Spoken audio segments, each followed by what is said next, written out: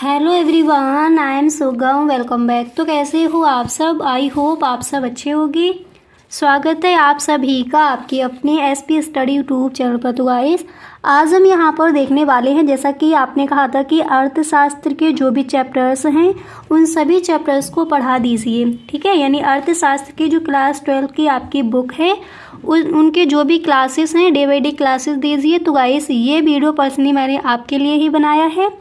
तो यहाँ पर हम देखने वाले हैं जो आपका फर्स्ट चैप्टर है उसमें कौन कौन से इंपॉर्टेंट क्वेश्चन हैं, उन सभी प्रश्नों को यहाँ पर देखेंगे।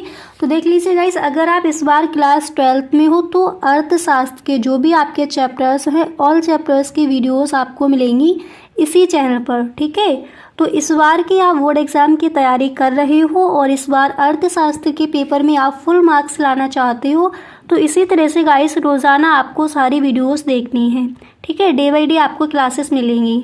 ठीक है, तो यहाँ पर हम देखेंगे इसी चैनल पर आपको अर्थशास्त्र की पूरी तैयारी कराई जाएगी। तो गाइस, इस वीडियो को आप पूरा देखिए। अगर सच में आपको ये वीडियो अच्छा लगे तो अपने सभी दोस्तों में एक बार शेयर ज़रूर करें। ठीक है, 100% आप अर्थशास्त्र के पेपर में फुल मार्क्स लेकर आओगी अगर इस वीडियो को आप पूरा देखते हो और डे बाई डे आपको क्लासेस मिलेंगी। अगर रोज़ाना आप वीडियोस को देखते हो तो 100% अर्थशास्त्र के पेपर में आपका एक भी नंबर नहीं छूटेगा, क्योंकि जैसे आपका फर्स्ट चैप्टर है उसमें आपके अतिलघु उत्तरीय प्रश्न, लघु उत्तरीय प्रश्न, विस्तृत में आपको क्या तैयार करना है, पूरा कुछ आपको बताया जाएगा। और जब आपका बोर्ड एग्ज़ाम पास आएगा तो जो आपके मॉडल पेपर हैं, प्रीवियस ईयर क्वेश्चन हैं, उन सभी को हम देखेंगे। ठीक है, उनको हल करेंगे। तो अर्थशास्त्र में आप बिल्कुल भी टेंशन मत लीजिए।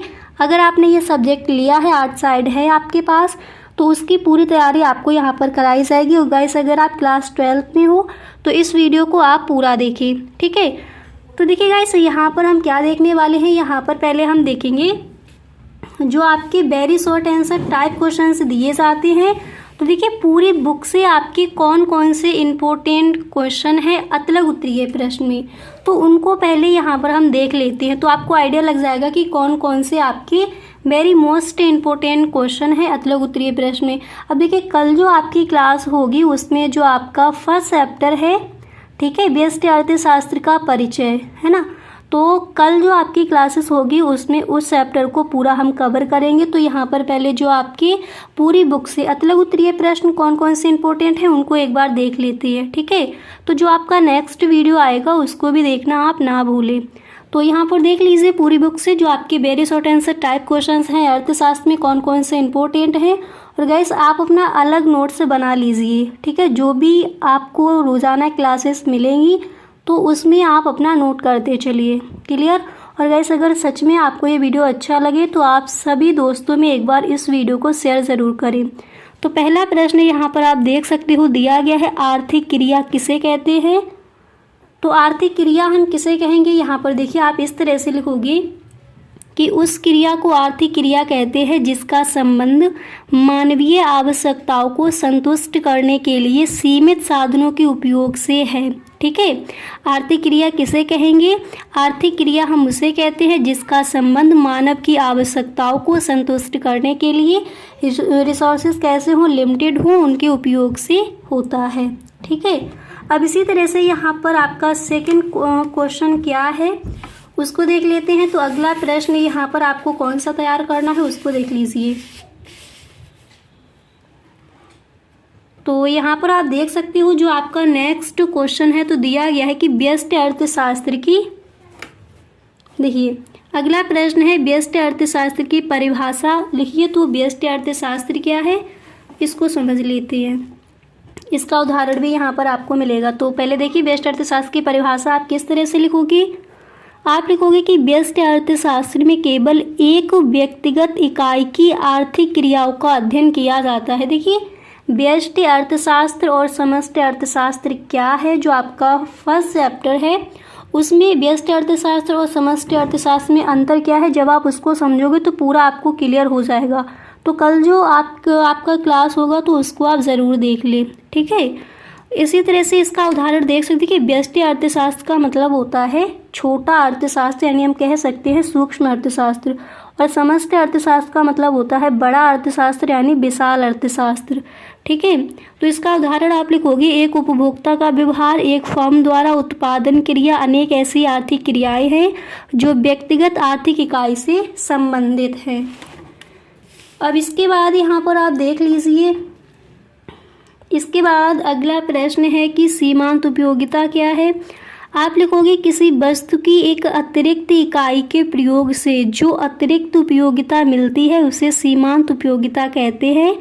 MUN बराबर TUN माइनस TUN माइनस 1। ठीक है, अब इसी तरह से यहाँ पर अगला प्रश्न भी आप देख सकते हो। नेक्स्ट क्वेश्चन आपको ये तैयार कर लेना है कि संयुक्त मांग को परिभाषित कीजिए। पूरी बुक से कौन कौन से इंपॉर्टेंट क्वेश्चन हैं, very short answer type questions में, उनको यहाँ पर हम देख रहे हैं। ठीक है, तो संयुक्त मांग को परिभाषित कीजिए। आप लिखोगे जब एक ही उद्देश्य की पूर्ति के लिए एक ही समय पर एक से अधिक वस्तुओं की मांग एक साथ की जाती है तब ऐसी मांग को हम संयुक्त मांग कहते हैं। जैसे गेंद बल्ला, अगर आप गेंद लोगे तो आपको बल्ला भी लेना है, स्कूटर, पेट्रोल। ठीक है, संयुक्त मांग क्या है एक बार दोबारा से समझिए, जब एक ही उद्देश्य की पूर्ति के लिए एक ही समय पर एक से अधिक वस्तुओं की मांग एक साथ की जाती है तब ऐसी मांग को हम संयुक्त मांग कहते हैं। आई होप सही ढंग से आपको यहाँ पर समझ आ गया होगा। अब इसी तरह से यहाँ पर आप देख सकते हो जो आपका अगला प्रश्न है, आप ये तैयार करोगे कि उत्पादन फलन क्या है। Very very most important question है और ये कई बार प्रश्न पूछा गया है बोर्ड एग्जाम में। तो उत्पादन फलन क्या है इसको समझ लीजिए और इस प्रश्न को आपको सही ढंग से याद कर लेना है। ठीक है, तो आप लिखोगे कि उत्पादन फलन भौतिक आगतों तथा भौतिक उत्पादन के बीच कार्यात्मक संबंध का अध्ययन करता है। इसमें केवल भौतिक आगतों तथा उत्पादन को ध्यान में रखा जाता है, उनके बाजार मूल्य को नहीं। ठीक है, और इसका जो फॉर्मूला है यहाँ पर देखिए, आप इस तरह से लिखोगे कि QX बराबर F कोष्टक में आपको लिखना है A, B, C, D। ठीक है, अब इसी तरह से यहाँ पर आप देख सकते हो अगला प्रश्न आप ये तैयार करोगे, सीमांत लागत को परिभाषित कीजिए। तो सीमांत लागत क्या है, आप लिखोगे किसी वस्तु की एक कम या एक अधिक इकाई का उत्पादन करने से कुल लागत में जो अंतर आता है उसे हम सीमांत लागत कहते हैं। अब इसके बाद यहाँ पर देख लीजिए आपको नेक्स्ट क्वेश्चन कौन सा तैयार करना है उसको देख लेते हैं। तो पूरी बुक से जो भी आपके महत्वपूर्ण क्वेश्चन हैं उन सभी प्रश्नों को यहाँ पर हम देखेंगे। तो गाइस इस वीडियो को आप एंड तक देखें, वीडियो को आपको बिल्कुल भी स्किप नहीं करना है। ठीक है, तो यहाँ पर देखिए आप देख सकते हो, यहाँ पर आप देख सकते हो अगला प्रश्न है पूर्ति का नियम क्या है। और ये क्वेश्चन अतलग उत्तरीय प्रश्न में कई बार पूछा गया है बोर्ड एग्जाम में। तो पूर्ति का नियम क्या है, आप लिखोगे कि अन्य बातें समान रहने पर, इस पर आपको ध्यान नहीं देना। यहाँ से देखिए आप लिखोगे कि वस्तु की कीमत बढ़ने पर पूर्ति बढ़ जाती है तथा कीमत कम होने पर पूर्ति कम हो जाती है। इस तरह से आपको वहाँ पर लिख कर आना है। ठीक है, किस तरह से आप लिखोगे एक बार इसको दोबारा से देख लीजिए। आप लिखोगे कि वस्तु की कीमत बढ़ने पर पूर्ति बढ़ जाती है तथा कीमत कम हो जाने पर पूर्ति कैसी हो जाती है, कम हो जाती है। यही आपका हो जाता है पूर्ति का नियम। अब इसके बाद देख लीजिए यहाँ पर नेक्स्ट क्वेश्चन आपको कौन सा तैयार करना है उसको देखते हैं। अगला प्रश्न यहाँ पर आप ये तैयार करोगे, पूर्ण प्रतियोगिता क्या है। ये क्वेश्चन भी कई बार पूछा गया है। ठीक है, तो पूर्ण प्रतियोगिता क्या है, आपको लिखना है कि पूर्ण प्रतियोगिता बाजार की वह स्थिति है जिसमें क्रेता और विक्रेता यानी लेने वाला और देने वाला बड़ी संख्या में समरूप वस्तु का विनिमय करते हैं। ठीक है, उनको बाजार की अवस्था का पूर्ण ज्ञान होता है तथा कीमत की प्रवृत्ति समस्त बाजार में एक समान होने की होती है। अब इसी तरह से यहाँ पर आप देख सकते हो अगला प्रश्न आपको ये तैयार कर लेना है कि बाजार से क्या आशय है। ठीक है, तो कल जो आपकी वीडियोस आएगी उसमें हम देखेंगे।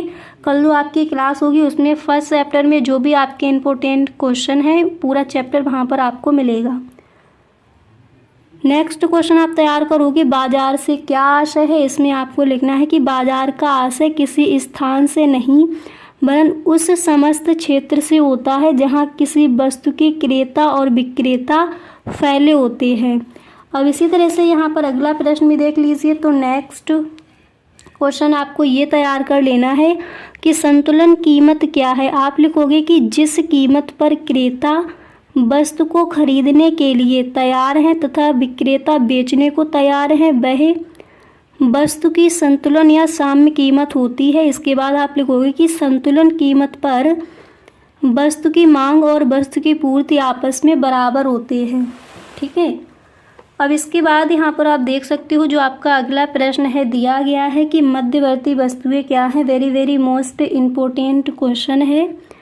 आप लिखो कि अर्ध निर्मित वस्तुओं को मध्यवर्ती वस्तुएं कहा जाता है। इतना अगर आप लिख कर आते हो तब भी आपका ठीक है। यानी जो अर्ध निर्मित वस्तुएं होती हैं उन्हें ही हम मध्यवर्ती वस्तुएं कहते हैं। आप इस तरह से भी लिख सकते हो कि एक फर्म का ऐसा उत्पाद जिसका अंतिम उपभोग न होकर किसी दूसरे उत्पादन प्रक्रिया में कच्चे माल के रूप में प्रयोग होता है, मध्यवर्ती वस्तुएं कहलाती है। इसी तरह से यहाँ पर नेक्स्ट क्वेश्चन आपको कौन सा तैयार करना है उसको भी देख लीजिए। तो अगला प्रश्न आप ये तैयार करोगे कि समष्टि अर्थशास्त्र किसे कहते हैं। तो व्यष्टि अर्थशास्त्र की परिभाषा क्या हो जाएगी आप देख चुके हो। अब यहाँ पर देखिए समष्टि अर्थशास्त्र। तो समष्टि अर्थशास्त्र का मतलब होता है विशाल अर्थशास्त्र यानी बड़ा अर्थशास्त्र। ठीक है। तो आप लिखोगे कि समष्टि अर्थशास्त्र में सामूहिक स्तर पर आर्थिक समस्याओं जैसे संपूर्ण अर्थव्यवस्था की कुल उपभोग, सामान्य कीमत स्तर, कुल रोजगार, राष्ट्रीय आय आदि का अध्ययन किया जाता है। तो समष्टि अर्थशास्त्र क्या है, व्यष्टि अर्थशास्त्र क्या है, आप इस तरह से वहाँ पर लिख कर आओगे। तो गाइस आज के लिए बस इतना ही। मिलते हैं नेक्स्ट वीडियो में इसी तरह से। गाइस आपने जैसे वीडियो देखा है तो गाइस अगर आपको ये वीडियो पसंद आया है तो प्लीज़ आप इस वीडियो को एक लाइक कर दें और अपने सभी दोस्तों में एक बार शेयर ज़रूर कर दें। Okay, thank you so much.